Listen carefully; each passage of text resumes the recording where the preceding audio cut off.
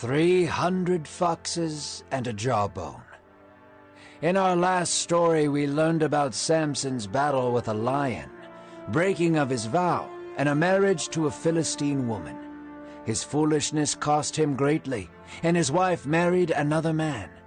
In this story, we will learn about Samson's attempt to win his wife back, and his revenge against the Philistines for her refusing him. Samson's strength and craftiness would be used by God to create havoc and chaos among the Philistines, inspired by the book of Judges. Samson stewed in regret. He missed his wife.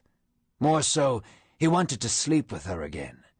So after some time during the wheat harvest, Samson traveled back to the Philistine city with a goat, attempting to buy back his wife's favor.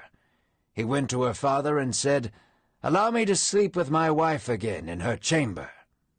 Samson's request bothered her father, but he knew Samson was a rich and strong man.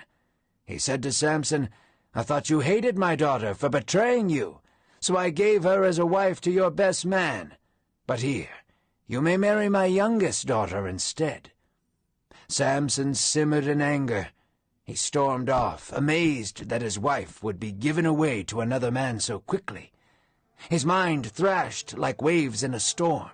His eyes glossed over in total rage, and he immediately went into the wilderness. "This time I will be justified in my revenge against the Philistines," Samson said to himself.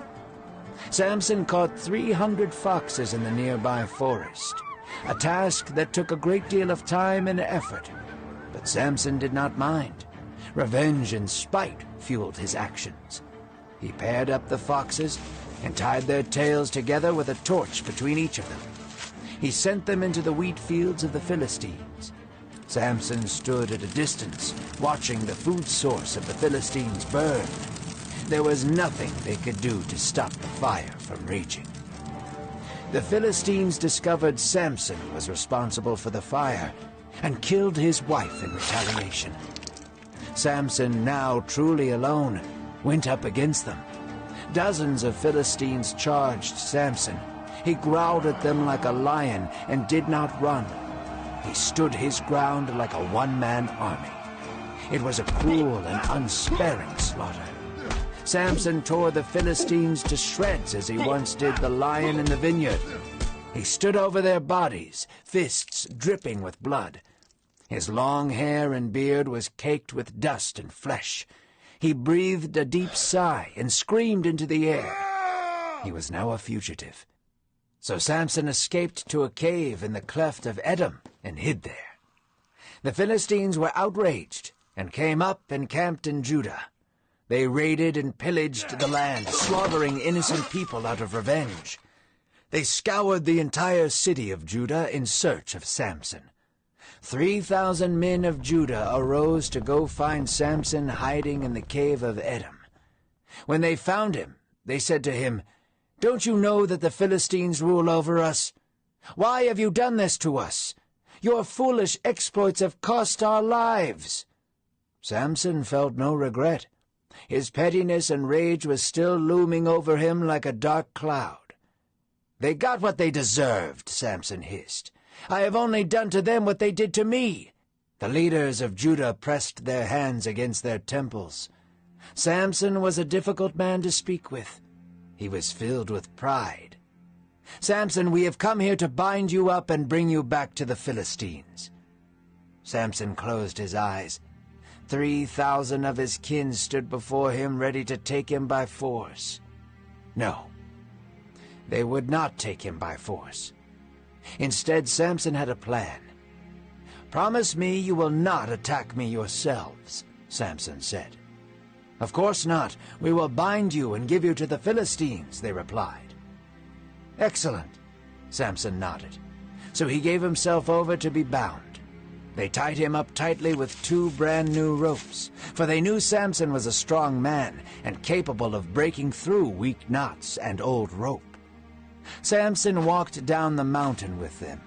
In the distance he could hear the massive Philistine army shouting. They were coming up to meet him. When they had finally met, Samson looked to the sky. Like lightning falling from the clouds, a rush of God's Spirit came upon Samson. He tore the ropes off his arms as if they were melted wax. He stomped towards the Philistine horde. Beside Samson was a dead donkey, and he ripped out the donkey's jawbone from its skull. The Philistines charged, and Samson jumped into the crowd with loud screams. He flung their bodies like rag dolls. One by one they fell as Samson drove the jawbone into their skulls. Cracking bones and piercing screams echoed through the canyon. Samson slew 1,000 Philistines that day. In that moment, he was the acting fist of God, liberating the oppressed people of Israel with each blow. The men's broken and contorted bodies laced the mountain ground. Samson stood among the bodies.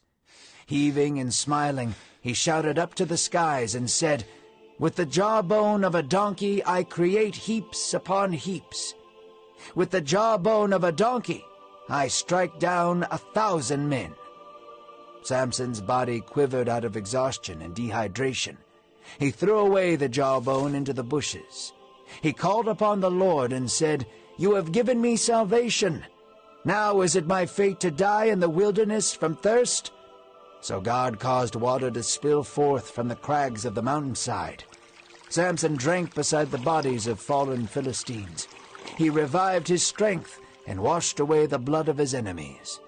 There was no doubt afterwards that Samson was a chosen hero of God. So he judged and protected Israel for 20 years, and he warred against the Philistines in the name of the Lord.